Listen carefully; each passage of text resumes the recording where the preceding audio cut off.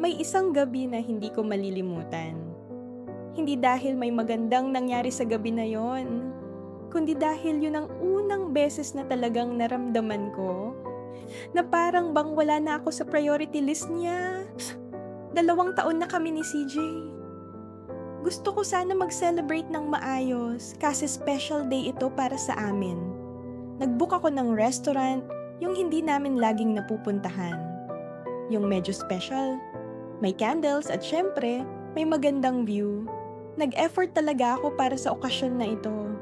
Nagdamit ako ng maayos. Nag-makeup at iba pa.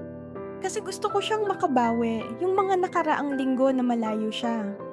Gusto ko sanang maayos ito ng isang gabi. Dahil naniniwala pa rin ako noon na kaya pa naming ayusin. Ito na kaming dalawa lang. Dumating ako sa restaurant ng alas 7. Nag-antay ako. Alas 7:30 na. Wala pa siya.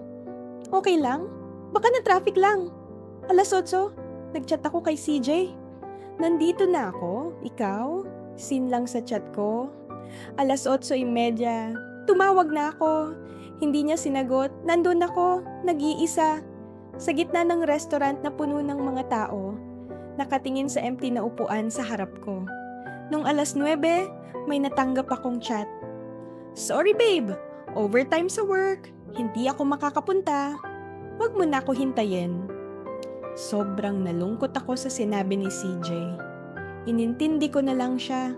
Baka importante yung gagawin niya sa trabaho kaya nag-overtime. Hiningi ko na sa waiter ang bill ko para makauwi na din ako. Nang maya-maya may lumapit sa table ko. Si Rico, classmate ko. Nakita niya ako doon, mag-isa. Hindi siya nag-assume. Hindi siya nag-ask ng maraming tanong. Sabi lang niya, okay ka lang? 3 salita lang. Pero yun ang kailangan ko sa mga oras na yun. Umupo siya sa upuan sa harap ko. Yung upuan na dapat para kay CJ. At hindi ko alam kung dapat ba akong umuwi na lang o manatili.